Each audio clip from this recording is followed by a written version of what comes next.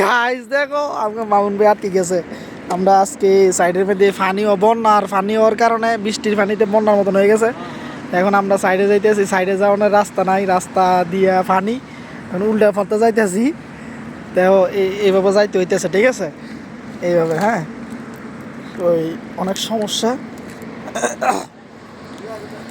কাদা হয়ে গেছে পানির কারণে, বৃষ্টির পানির কারণে যাইতে পারতেছি না,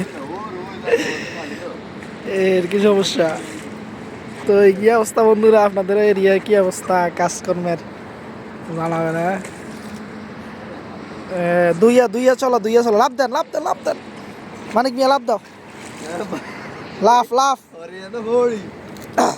তো আমি যাবো কেমন রে উপর দিয়ে তাবু কেটে ভাঙ্গি ফোরনি আবার হিন্দি চলি। এ মানিক মিয়া, এ তামাক খাইতেছে না নাকি? দে এ মামুন ভাই।